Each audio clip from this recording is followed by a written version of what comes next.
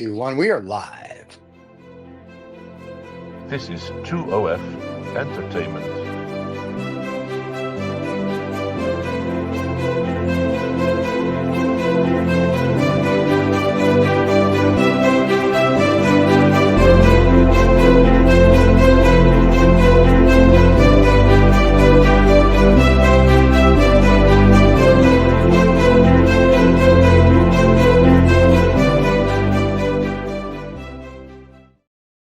Oh, and we're back. Here we are. We're back. We're back. Yeah. Well, we've got, again, another great artist. You know what? We got an artist here that'll just warm your heart. We're dealing with a lot of cold winter, snow and such that are happening here. And but if you just get a cup of coffee and sit down and watch this little bit of a talk we have with Carolyn Boyd, and she's a landscape painter from the Toronto area, but she paints a lot of the Muskoka area and stuff. And one of her, I just, I like that she's inspired by, I guess, her mom as well, right? She's painted as a child right from the beginning. So she had many years of painting in this very young person. It's just really packed full of information. And you know what? She's been to Art Battle as well. And we're going to talk to her about her experience at Art Battle. And if you haven't been at one of those, definitely tune in for that. Now, do people die when they battle? Are they like Pretty lancers, much. those things It's you like swing sword fighting around with and just beat brushes. them? Oh, I'm going to an art battle now. This is cool. So Sword I've never been fighting to with one. battle with a brush is not quite like that, but we will Okay. talk how that experience was with her. And let's just bring her in. Like she, All right. yeah. There's Miss Carolyn.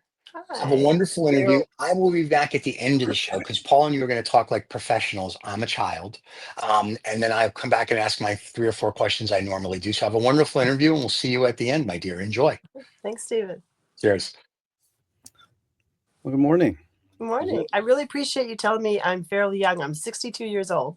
So Oh, no, you ruined it. but I like it.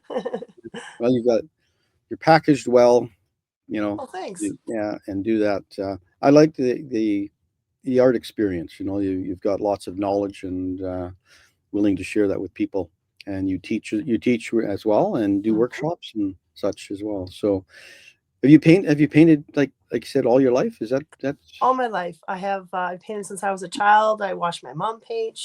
We paint together. It's fun to look back at my old paintings. I see the colors I used then, I still use now. I'm still attracted to the same colors. But yeah, all my life. Yeah. Yeah. Well, I think that's what a lot of artists are kind of looking for. They're looking for that, what they are like as far as how they paint, the style they paint in. And I think it's important that they find that. If you can find that early in your life, in your art career, it goes places. It helps you feel confident, and you understand how you started a composition. Do you do plein air painting as well, or? Yes, I do. I love to do plein air painting. It's a little difficult now, as you are in Saskatoon, and here we are in Barrie, Ontario. It's huge storms happening, but it is possible to paint in the winter, but it's a little tricky. I paint mostly in the summer, and my favorite places to paint. Well, I went to Dominican Republic just recently, and that was a wonderful place to paint plein air. But Algonquin Park is my favorite place to plein air. Yeah. No, I think it's a favorite place of many artists in Ontario. Love to go there. They take their holidays there. It's quite a luxury to even have a cottage in that country. Yes, It's a luxury to have that, and a joy when you have all that beautiful rock and trees and just the forest, the smell, and that whole.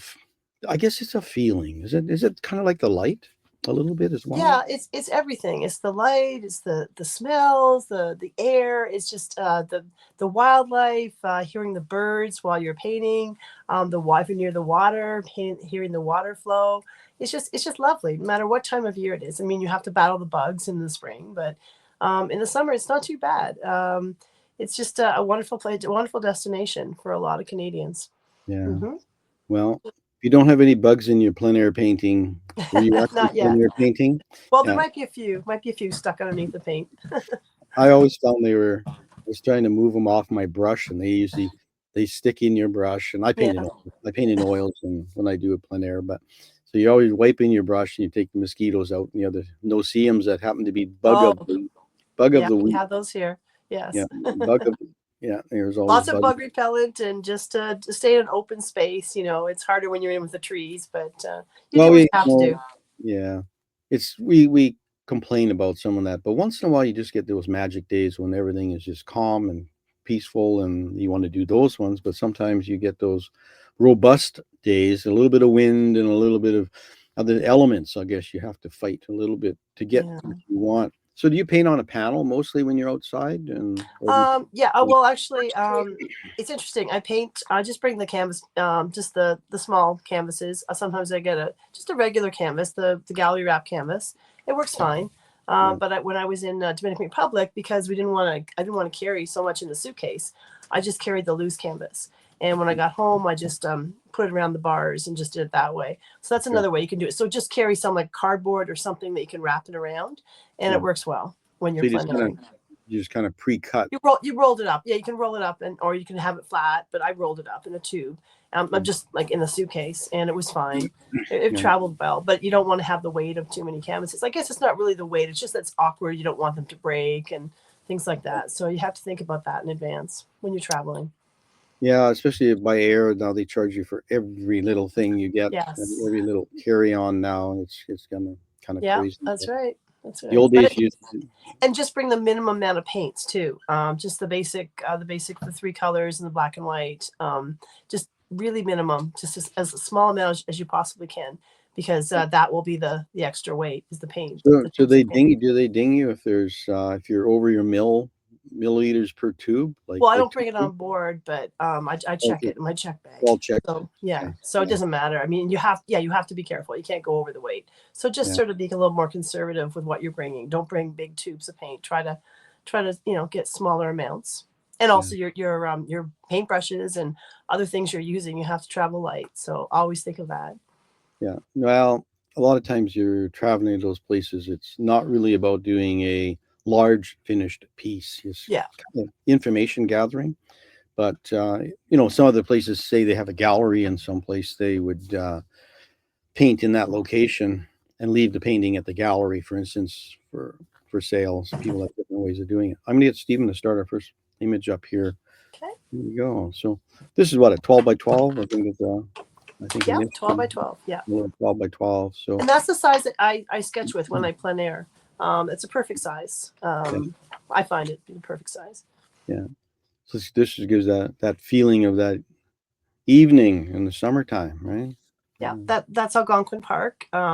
I call that a Muskoka blaze. It's just it's a common scene that you see. Sunsets are spectacular in the park, and that red sky with the pink and the purple, the violets, and a little touch of yellow as the sun goes down. It's a really moving scene for me. I love it, and I tend to paint that a lot. Those colors a lot. Well, let people know that Carolyn's solo show is starting on Thursday on Artist in Canada, and it's actually up now, but we will post this interview with that as well. And feel free to join us and purchase very, very economically priced. Honestly, truly, good deals. I'll put it that way. Yeah, we'll just go to the. And that's another thing. You see the purples and the violets. I mean, and a little bit of blues. This one is a very interesting one. It's inspired by the Gordon Lightfoot song "Pussy Willow's Cattails." Actually, I had it in a show a couple months ago in Aurelia, where Gordon Lightfoot was born, and it's called Lightfoot Days. And there were several other artists there. Well, a few other artists there that also had paintings on display, and we all had to find inspiration from a song. And that was my song, and this one's called Pussy Willows, Cattails, and Catbirds. And there's little catbirds up there that were fun to paint in. Yeah, they kind of blend in with the cattails. And again, that's a common scene you see in every province. You see the cattails, but specifically in Ontario, you see that a lot. It's a roadside. It's a nature thing. Cattails are everywhere, and it's something that's a very beautiful thing. I find it very peaceful, just to paint the cattails. Yeah, I love cattails. I think this one is behind you in your studio. Yes, this one's over here. Yeah. People get a scale of it. Yeah. It's one of those things, black is a tough color to deal with. It's so, especially in an opaque manner, it's a solid silhouette. You know, I love the delicacy of the little birds, though. I think where, you know, there's some, you look twice, three times at it, and the silhouettes work really nice against that. You haven't put the full palette of a sky, I don't know, rainbow of color in there, like from a sunset. So working in a, I guess, not even an analogous way, but, you know, there's a complementary way of darks and lights, like trying to um, depict that moment, that season, right? And they're just moments. You're right. They're moments in the sunset that you get the sky. It's amazing. When I paint things, I think, wow, that's so much color. But then I look and I see a sunset and I see that. It may just be for, you know, a couple of minutes or maybe even a few seconds. You see that color. So I try to capture those few seconds that you get during a specific sunset. Yeah. But this one, and also with black, you have to be careful. It can look very flat if you're just using straight black. It's better to mix it, like mix in some pinks, some reds, some purples, to get it going. You know, to give it some life. You have to be Right. really careful with black. Yeah. If you mix viridian green and Yes. alizarin crimson, you'll get very rich blacks. But Yeah. you can also, it creates kind of a cool painting, like cold looking painting, because the colors are a little odd. They're raw color, but they can give you beautiful blacks, rich blacks, and those colors are inbred in the color. They're a little bit more viridian will give you a little greener black, and then the other way go the other way around, but they mix into nice neutrals. But part Stay of on it the is cooler side of blacks rather than the warmer side of blacks. Yeah. A right. little bit more brownish. Yeah. Yeah, so you do that. No, but I love it. You know, there is the subtle detail of, you can see the I guess they might be aspens or birch across the lake, Mhm.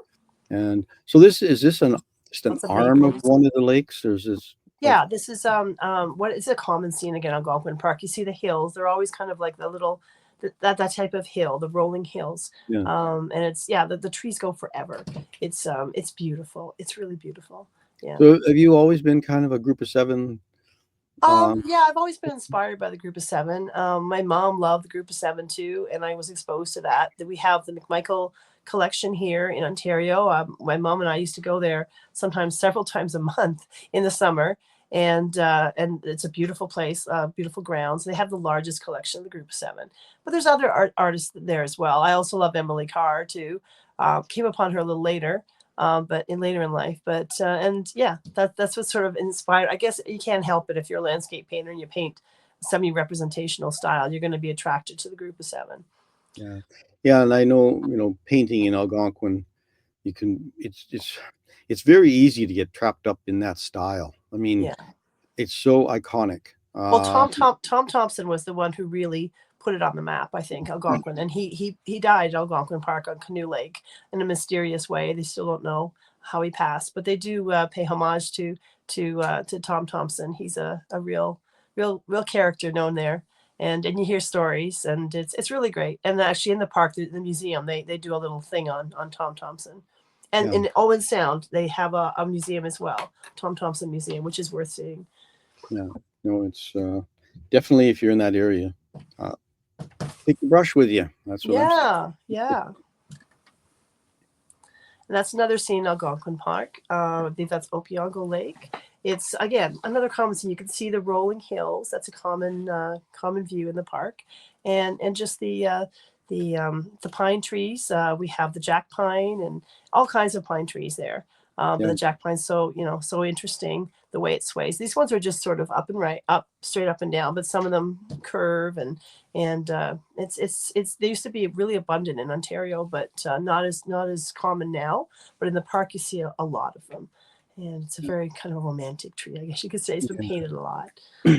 Well, these ones are soft too. Like These I ones, like, these ones are more softer pine trees. Yeah. yeah. So, but in light, I'm just talking about Oh, not yes. so much in texture, but the texture allows that if you get a lot of bright sunlight coming from behind something, it tries to get around to the front of that object. And that's Right. what it's doing with these ones. It softens the look. So it's not really this solid silhouette of a tree. It's kind of, that's what I kind of like about it. It's created a different level. to the painting rather than just all foreground, because that's a strong middle ground with the black going through, the texture going through there. Yet when you mix a little bit of black and green and yellow together, you get that green. That green shows up in your reflection. So reflections do not have to be mirror images of what you paint. And then I like the way this is done because it creates not a flat piece of work. It's got some depth to it, even though there's a really dominant black horizontal going through the page. And just, it's got a, I'm not a real silhouette person personally. That's just myself. But I do like the sense that you had the sensitivity to make some softer and some darker ones. So on the right side, you can see how things go back a lot farther and some of those trees come forward. So just because it's a silhouette, you don't have to knock everything out in a solid black, and it gives your painting life, and that's what I like kind of about it. And it's bright and it's colorful. It's a 12 by 12, and it would really, it's got a nice bit of punch to it, and it's got a story. And I like Yeah, that. and there's a bit of mist on the water. It could be a little bit of mist. Okay. That's another thing. Excuse me. That's fun to paint. A little bit of mist on the water in the morning or in the evening. Yeah, it's nice. Smoke on the water. Right? Yeah, exactly. We've had a bit of smoke on the water the last few years. Oh, that's Terrible. that's not so great. But Yeah. it does create some amazing color shifts. Yeah. Not every sky has to be blue. Yeah. And I like that about work, where artists can see that and say, well, does the sky always have to be at the top of the page? And you say, no, sky can be at the bottom of the page if you really want it to be in a reflection. So I think a lot of, just sparking imagination and things are going on. Now this one was done. I was on a canoe trip on Smoke Lake, and I stopped to have a lunch on the beach there. And I just thought, wow, this rock was a very interesting rock. It almost looks like a little hut. And I thought, wow, this is so interesting. Yeah, there's and the interesting reflections. I thought, wow, it's just very, very soothing, very meditative thing. I was sitting there and I thought, wow, I'd like to paint this. So I did a little sketch of it. Yeah, no, it's And good. there you go. Yeah, it's one of those things that you look for unique things. Otherwise, everything else is the same. Like if everybody painted a lake with trees, like the previous painter said, there's so much beautiful rock in that area that I just love the feeling, the texture of rocks. And I've seen paintings that are just the rocks and the hills. Yeah, me too. I love rocks. When you go into Algonquin Park, and that's what the entrance into Muskoka, Algonquin Park, giant rocks, and you see that, and that's the entrance, to the park. And the rocks are gigantic. Under all the trees and the hills, of course, that's what you have, is that foundation of rock. And it's really impressive. Some of the rocks there are really impressive. Yeah, and then when you put the water in and around it, they become little magical areas. So were you canoeing or boating in this area? Yeah, I was canoeing. Yeah, with my husband, I was canoeing, and I don't do too much from the canoe. I wait till I'm on land, but I take mostly photographs from the canoe, reference photographs. Yeah. But yeah, I just get inspired. I love. I mean, the canoe. It's just a very peaceful place to canoe. There's so much beauty, and the sounds of the birds, and you get the water, and it's just lovely. It really is. I mean, all the parks across Canada all have the immense beauty. We're so lucky to have so many provincial parks and federal, like province-wide and all across Canada. The parks are incredible. So I definitely encourage people to get out there and explore the parks. Have you traveled outside of? Yeah, I've been to Newfoundland and Nova Scotia, and I've been out to Alberta and BC. I've stopped in every province. I've taken the train out when I was a kid with my mom, and we stopped in Sault Ste. Marie, and I think we stopped in Saskatchewan, and I think it was the evening, but it was just amazing. The scenery is incredible. Traveling by train is a real treat. I highly encourage it, but travel anywhere you can. Even take a drive out there. I flew out there as well just recently, and I'd love to go back and do some more sketching and things like that, and do some more plein-airing. It's a lot of fun. I highly encourage everyone to see both parts of Canada and go up north if you can. Nunavut, go up to Northwest Territories, see what we have up there. Yeah, train travel is kind of minimized now. I'll call it that. Getting across the prairie is not like it used to be, and bus travel is the same. It just they've really shut down how people can move around. Yeah. Everything's transport, goods and materials and oil and potash and different stuff. People movers are more down east and a little bit out west, very far west into BC and Alberta a little bit. Mostly that tourist coach line stuff going through the mountains kind of. Yeah. But it's a little hard to get rail travel now in Canada, across Canada. Yeah. They Not don't like it travel used as to be. often. Yeah. Well, people they like comforts, you know. They Yeah. they like to eat and all the little comforts that go with it. That all takes people. Where if you got just a logistics thing where they're just moving material or goods of some kind, they don't have to take care of it. They just have to make sure it doesn't fall off the train. Yeah. Well, Anyway, well, anyway, however you can get across Canada and see get Canada. across. Yeah, you'll figure out a way. See your country. If you're Canadian, I think it's a good thing to see your country. Yeah. It is very good. Burr. This one, burr. I just Yeah. like Very this one's not cold. too bad Very because the water's still running. So this is sort of like March. Is Yeah. it? Yeah, and Yeah. very cold day. And again, the park is wonderful to see any season. It's a little more challenging in winter, but it's perfectly accessible, and people camp there in the wintertime. Oh, Believe it or yeah. not, winter camping is a real thing for some people. I've never done winter camping, but I've been in the park in the wintertime, and it's spectacular. You get a different feel. Is there such a thing as a 5-star winter camping? I don't think so.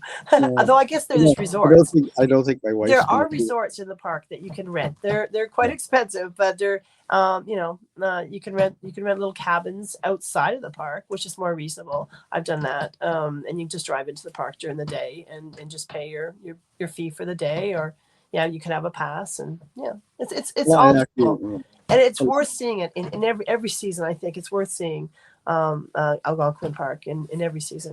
It's lovely. yeah. No, it's just And this is another Hemlock Bluff, which is one of the trails. There's lots of trails in the park, which means some are very easy to walk on, and some are a little more challenging.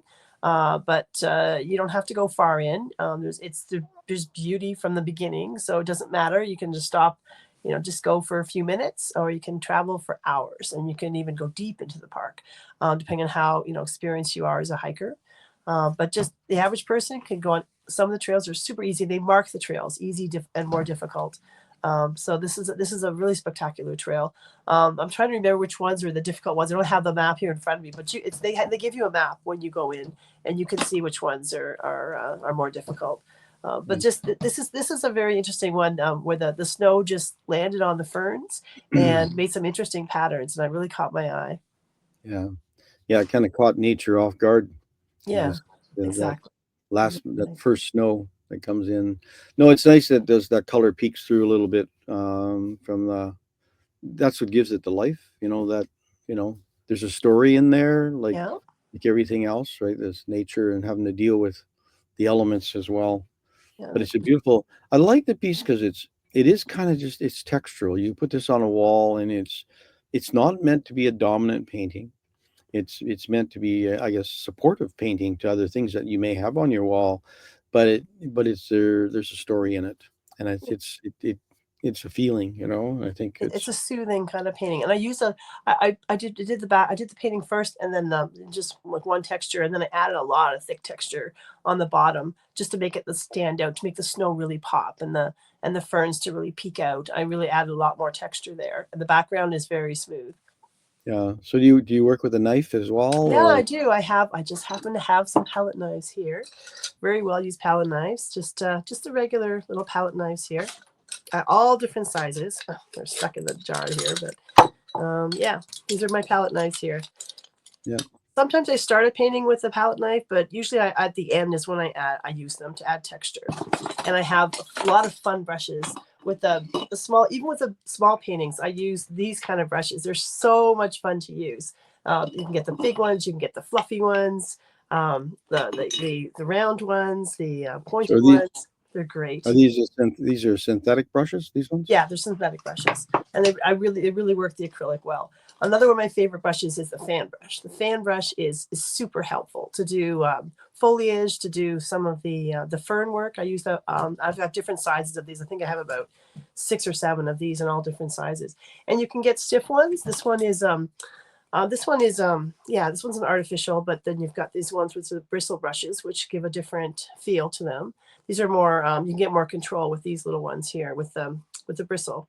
But this one's a pretty good one. You have to just look around in the store and see what they have, because there's all kinds of brushes. The fan brushes in particular, I love. Yeah, and I got those scumble brushes that kind of look like that. Yes, they're great. They're great.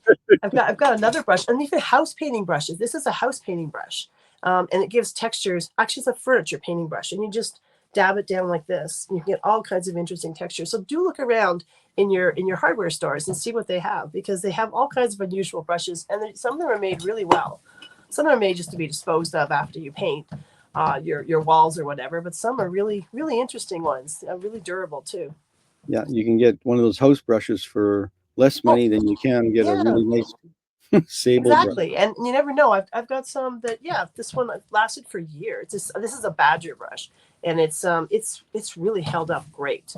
But you can get synthetic brushes. This one here, and this one I've had for I don't know how many years, 20 years. Believe it or not, I have a lot of brushes, all the different sizes. I have all the way down to little tiny brushes, which I don't know, little small detail, little tiny pointed brushes. This one's been quite used, but this would be used at the end if I want to just add a tiny little bit of detail. And mostly in the 12 by 12. So the bigger paintings, I stick with the bigger brushes. Yeah. A lot of painting and a little painting with the little brush. Yeah. Oh, yeah. Yeah, you don't want to do a lot of work on that. That's reserved just for the end if you just want to do a little area. But those little tiny brushes, I don't use them that much. Right. Yeah. I guess that's up to individual as far as how some are really detailed painters, and some actually can manipulate those flats to the point they can draw a hairline with the flat brush. Oh, yes.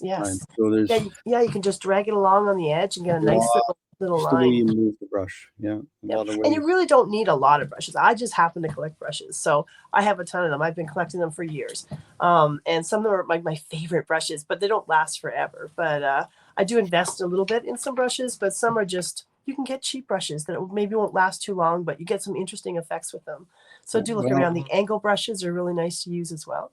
Yeah, if they clean your brushes well and take care of them, they'll be there for long. Every time. Soap and water. It's funny, my husband's a painter too, and he lets his sit in the water, and I'm always lecturing him, wash those things. But once in a while he'll wash them, but he let We lost our feed. Okay. Well, Stephen, are you But there? I'm here. So let me explain my painting that I've painted. Sure. Well, that's because she's in the middle of the tundra. And in the tundra, Here she you have problems sometimes. Oh, she's almost back. Oh, back. There she is. Now she's back. All right. I get to disappear. The snowstorm took me away. The snowstorm, you're in the middle I'm having of one right now. You're in the middle of a blizzard storm of some kind. Yeah. Oh, I still can't hear. Can't you hear me? Can you hear that now? Yeah, I hear you now. Okay.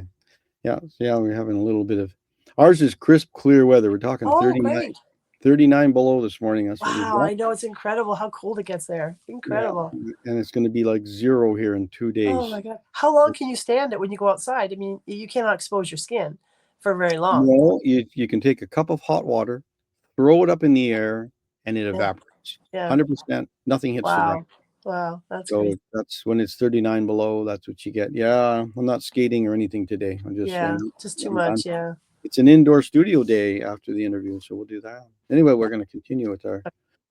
I think we got one more winter shot here, and we'll look at this and revel in it, because it's, you say you don't paint winter scenes, and I was very fortunate a lot of years ago to be able to paint at one of our indigenous locations. There's a buffalo jump, and they built a large facility there with glass windows, and you could paint from the windows. Oh. So you need to look around for spaces like that. So in those parks, if they have enclosed a restaurant or the things like that look out onto something, you can still paint plein air style a little bit if you ask them nicely. And a lot of times there's not, usually in wintertime, not a lot of people around, and that was the case with us. And it was great. We painted from the windows, and they had buffalo burger for for Oh, lunch, wow. and they put on bird music for us to paint for us, Oh, nice. because we were the audience. Yeah, you're the All the people that attraction. made it out there that day when it was January, February, just like today, 30 some below, Wow. and we painted from there, and it was a place called Waniskewin, and beautiful park. If anybody ever needs to go, we're talking about parks. Right. So Yeah, like I there's said, another one. yeah. So Yeah, this, that one's called Whiskey Rapids, and that's another wonderful place to hike into and just listen to the water and listen to the leaves, the birds. It's just a very relaxing place. You can canoe into that park, into yeah. that on that trail. Yeah. So did this start as a plein air, or is this This one wasn't a plein air. This one I just did some sketches and just took some photos, and that's what I'll do sometimes. I will just do some sketches, and do it back in my studio. Just complete it with a reference photo. I've been It's kind of easy. going through the thoughts of memory painting, Yeah. and painting from memory. I think a lot of artists feel the picture becomes a bit of a crutch.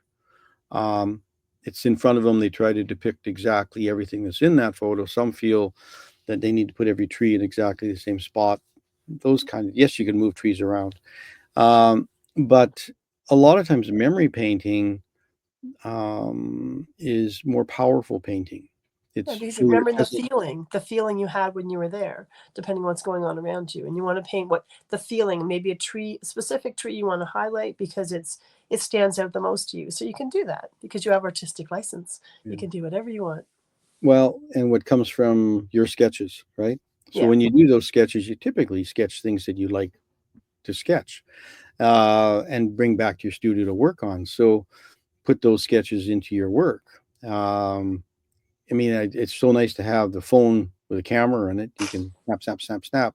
But I find a lot of times those types of work lack that energy, passion that is needed in those works. That Yeah. typically comes from studying, looking at things, redrawing, drawing, redrawing, redrawing until you define what is the most important thing to draw and paint. And a lot of times, do you start mostly with drawing at a drawing stage first, and then move Yes. to paint after that? Yes. Yeah, I do a lot of thumbnail drawings, which are, a couple inches by a couple inches, just Like little start with gray that. scales. Yeah, Yeah, little. and then I work into a larger piece, maybe 8 by 10, and then I work from there. hmm And grid What? it onto the canvas, or yeah, So what's one of the bigger, larger pieces that you've done? in the like plein air. No, Well, anywhere. in general, well, the one behind me, I think is the biggest piece I've done, which is I think 47 by, I think it's 36 by 47. I think it's one of the largest ones I've done. Yeah. Oh, I just did one more that was bigger than that, but yeah, I didn't. I mean, yeah, and that's a challenge because I have a very small studio space, but and I share it with my husband, who's also an artist, so it's a little challenging, but we make it work. We've actually done two large paintings together side by side in the studio. It's tricky, but we have two giant easels we put up. But most of the time, I don't know, sometimes I'll work on the table, on the easel, even propped up against something, all kinds of ways. Yeah. So you don't take a break and switch and go work on each other's painting for a little while. No, we don't. Oh, we do some collaborations. We do Collaboration. that. Yeah. I'm not a very good collaborator, but Actually, no, it's really fun to do it. In the beginning, it was a little tricky because you think, oh, I don't want you to cover that up. I don't want you to change that. But we got used to it, and we're actually very good at it. We respect each other's work, but we ask, can I cover this? And it's really fun going back and forth, doing a little bit, handing it over, and doing a little bit more, and then deciding when it's done.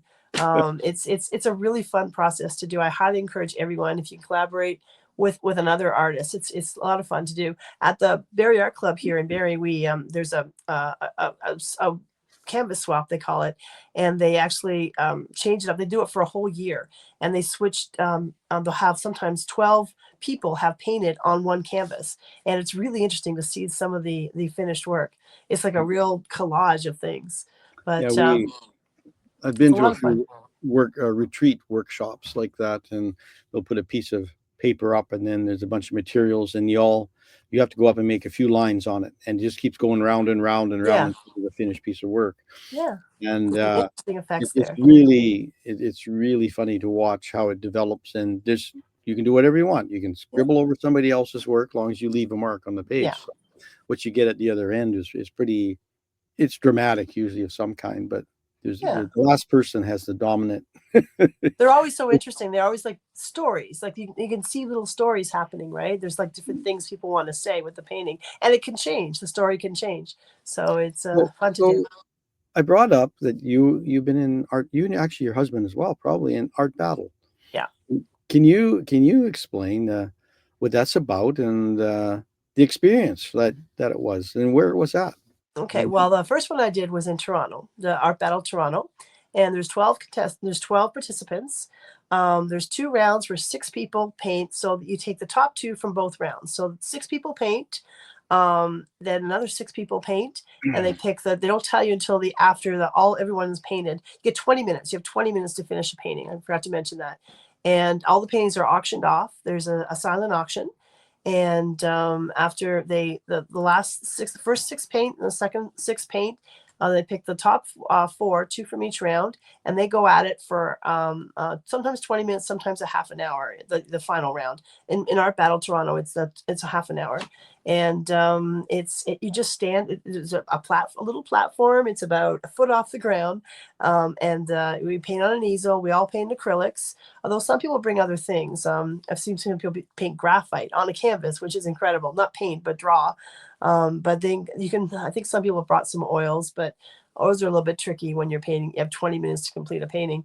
But we get all kinds of interesting effects, and it's a crazy thing. They walk in it like Mecca. They walk around you in a circle, and you're on display. You feel like you're a circus performer. And I wear earplugs. Some people wear headphones. I don't know how people tune it out without something in their ears, but I guess they do. They play music. It's a lively atmosphere, like a party atmosphere. But everyone's pretty calm when the artists are painting. They walk around very calmly, and they leave the artists alone, which is nice. And the winner is given a prize sometime. Different things. Lately, it's been $500. The top person who wins, and everyone votes. Everyone there votes, and online you can vote as well. You just have to sign in, and you have some voting rights. But it's a lot of fun. It's thrilling, but I'm going to tell you, it's a little terrifying. It's about half thrilling, half terrifying. But once you get through the first couple of minutes, you can relax because you get in a zone. You get in a painting zone, and you kind of practice a little beforehand. Like you do kind of some practice pieces, but you can't bring in Art Battle Toronto. You can bring some reference photos, but you can't use any digital devices to have, and you can't bring a completed painting. But it's a real exciting, exhilarating feeling, and you get through that panicky stage at the beginning. But everyone has nerves. Even the pros have lots of nerves when they're starting out, especially. But it's good, and then they count down, so there's 10 minutes into it. They give you like the last minute, the last 2 minutes. They count. That's really exciting, right? That's where you put that last dash of red. Oh yes, and I've done a couple more. There's different ones. I've called another one here in Barrie. It's called Art Blast. That's a lot of fun as well. And the size of the canvas is usually 16 by 20, but I think in Art Battle it's 18 by 24. In Barrie here we start off with 16 by 20, and then the finalists get the 18 by 24 to paint on. And there's some other ones around. I do one called Art Slam in Aurelia, which is in Midland, which is close to here. So it's there's all kinds of. Sometimes they change up the rules a little bit. I went in one where there was 20 people painting, and one where there's 16 people painting. So it's a lot of fun. I definitely encourage anyone. I know sounds a little scary, and maybe it looks a little scary, but definitely check it out online. All the art battles. And Art Battle Toronto, Art Battle. Every province has art battles. All the major cities have art battles. Yeah, it's a lot of fun. I think you have to look at it in that context. You have to have fun, because truly finishing a good painting in 20 minutes. Yeah, You can't. I mean, some people do. Some, I should say, I hate to say this, but my partner has won several of these things. I've never won one, but he has a blast. I ask him, like, how do you stay so cool? He looks cool as a cucumber when he's painting, but and everyone does a pretty good job, you know. I mean, you cannot get the final details in on the end. I paint different things like landscapes.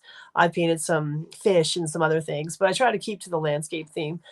He does more people and urban stuff, but it's a lot of people do faces because I guess that's for them.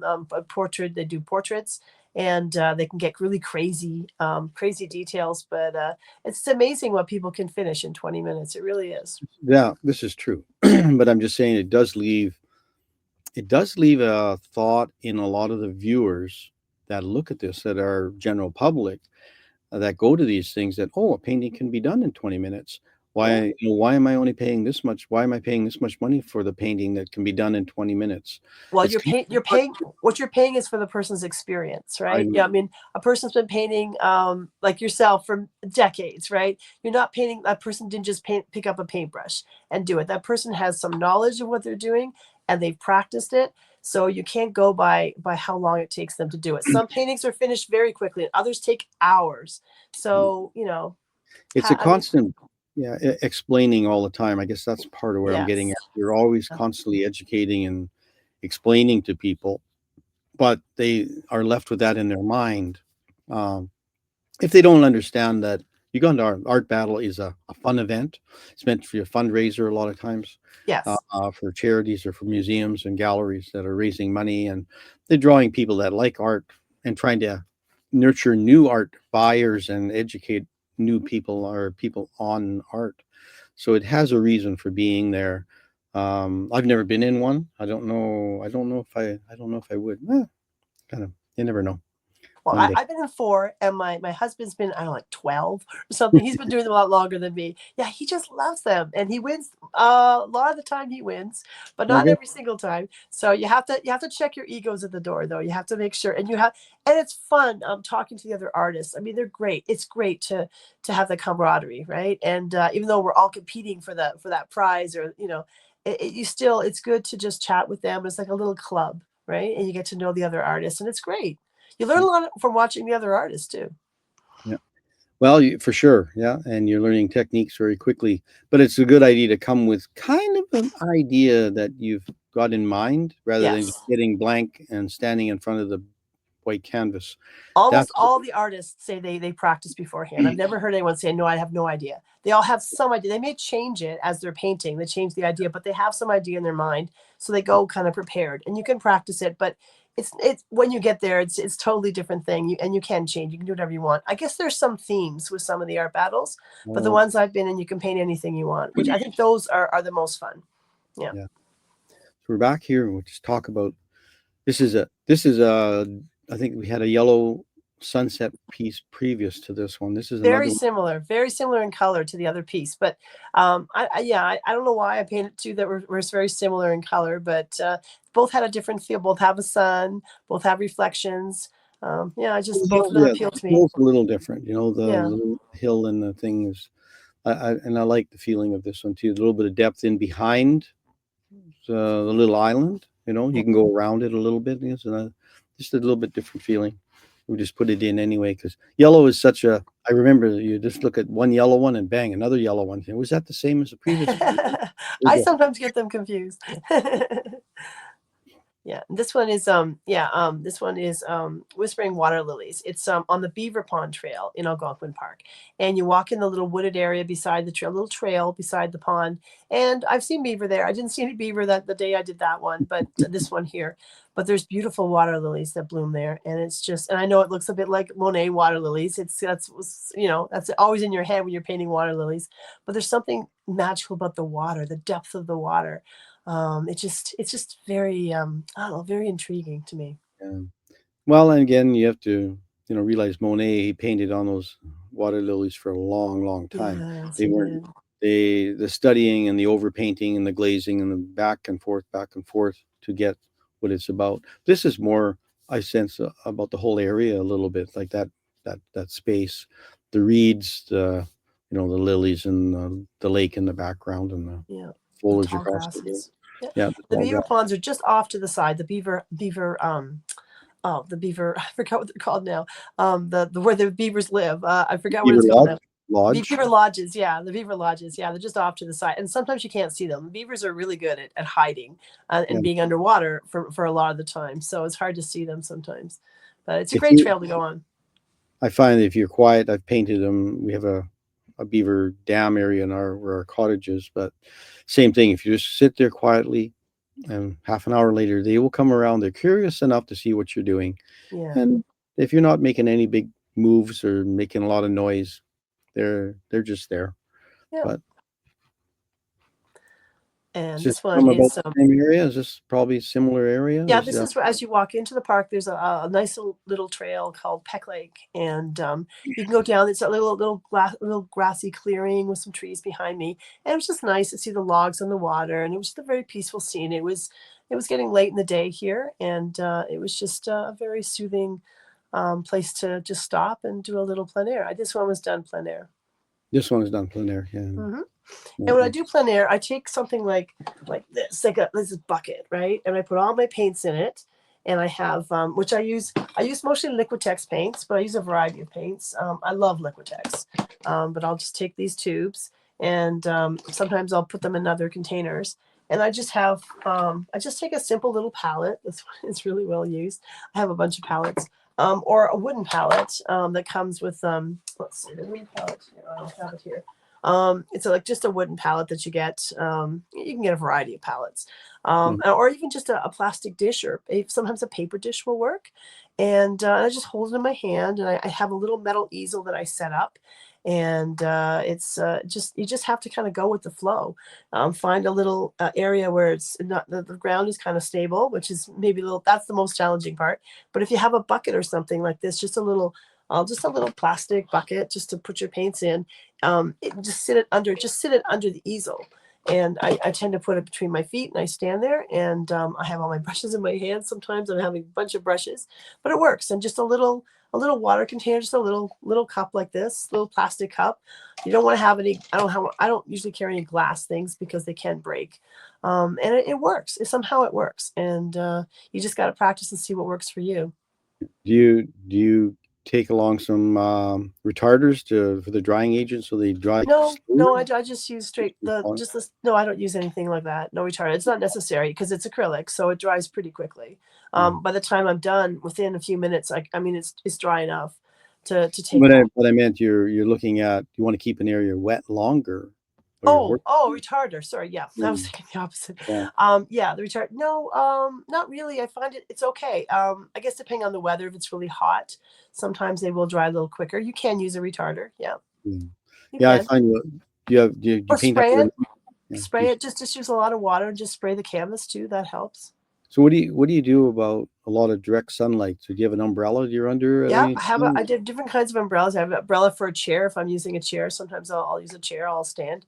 Just the little ones that attach to the arm of the chair, the back of the chair. You can get them anywhere. Any hardware store, I think, sells them. I think I got mine Canadian Tire. That works. That works for me. On a sunny day, not a windy day, but windy day. Yeah, I try to find a place that's kind of shaded, but you can't always do that. So yeah, a little. I guess they're called they're like camping umbrellas or beach umbrellas. I guess there's little portable ones that you can just put on your chair, and they just screw on and they just tighten. That works well. Yeah. And then more sunscreen, of course. You have to wear this and a hat. Remember your hat. Oh yeah. Well, there's the whole thing on plein air painting. It's not a thing for the fair-minded. No, the fair weather painter, no. But sometimes if you paint, like I paint on some rocks. I was like a rocky surface by a waterfall, and that works too. Just try to find some level ground, and you'd be surprised what the easels are pretty good because the legs spread out. Just be careful with it, and it tends to balance itself well. Just a little metal easel is what I use. Yeah, I've seen artists coming up with ideas of how they're going to paint outside if it's windy, and everything from painting inside a tent, looking to pitch a little tent, and oh gosh, there's all kinds of things. Sure. I guess whatever works for you. If you have a tent, bring it. That's a lot of stuff to lug if you're going up a hill or going into the woods. It's a lot of You're things to bring. walking, But yeah. sure, if you You're want to walking, do that, go for it. Yeah. yeah. Yeah. I've seen videos where people carrying a 3 foot by 4 foot canvas into paint on Oh, empty air. really? Yeah. I've And never gone high. I don't think I've always been 12 by 12 or 11 by 14. And I've never gone any bigger than that. But that's a interesting idea to drag well, a you're giant definitely canvas. working with bigger brushes, and you got to be really aware that sunlight moves fairly quickly. So what you start at 8 or 9 in the morning is different than at 11. So if a big painting takes a long time, it's not a 20-minute painting. You got to get that light gesture in very quickly. Yeah. So that's what it is. This one's got that flowing feeling of water, just Yeah. nice This is ripple of water. the scene that I do a lot. It's called Ragged Falls, and this is at the top of the falls. And there's like a bit of a rocky area, and the rapids come in, and then there's this giant waterfall just off to the side. Most people paint the giant waterfall, but I love to paint this part. It's sometimes it's like a little swirly water that happens there. And this is the rocky. I did this the rocky area I was telling you about. I have to climb up a big hill, and then there's a nice little rocky area there, and it's easy to set up and paint. And I just find it beautiful every time I go there, any time of year. It's stunning, and you Yeah. get the sound of the water, and it's just really really exciting to Well, paint. this one's a real breakup of abstractive space, right? Yeah, this one's a little more, yeah. It is like three stripes. Basically, you can, if you squint at it and look at this piece, there's three Hmm. stripes that hold this piece to work together. And I think, people being aware of how do you break up that space on your canvas. You're dealing, especially when you're dealing squares. I don't know how people deal with round Yeah, that's canvases. tricky. Is a tricky thing all in itself. You feel like you want to paint a chapel ceiling or Yeah. something when you're round, but they tend to feel like portholes to me. The round ones, like in the boat, Right. it's such a iconic shape. But and I've seen there seems to be a push on the last 5 years. A whole bunch of rounds seem to be going Yeah. out, and they look a little polka dotty, But if you buy a whole series of them, they kind of look kind of cool on a wall too. So people, when you look at 24s, or 12s, those square things, you put 3, 4 of them together, like you have in the background on they complement a large piece nicely when you have them stacked, rather than, and it allows the wall space around it so that everything's not feeling crowded, but it Right. complements the piece of work that's in the middle, like the larger piece. I think 12 by 12 is a very popular size, and you see a lot of 12 by 12 shows, a lot of square Yeah, foot shows. lots of 12 by 12 shows. Yeah, Yeah. they tend to be seasonal a little bit because they're more economical for people to purchase as gifts and Yeah. things. And actually, starter paintings, I almost look at them like starter painting, where you say, well, I want to try this artist, and they'll buy it, and you'll find in a few years they come back and get a larger piece. But they tend to feel comfortable with the piece, especially if they're a little different. The piece than, say, they normally collect on their walls. Maybe it's their first time purchase in original artwork. They've been buying prints and different things, and finally maybe redecorating and thinking they need a new piece of work that is original and maybe local, regional, and say, I've been there before, or I would like to go there. Or it's a beautiful space. Living through what you do, as an artist, saying, if this space is beautiful to you, maybe you should take a look at it as well, right? And if you put that on your wall, it's kind of that's a nice kudo to an artist that somebody wants a piece of their work Yes, it um, is. Yeah. for a long, long time. Now, I love. I am getting close to the end here, but this is like a really beautiful evening.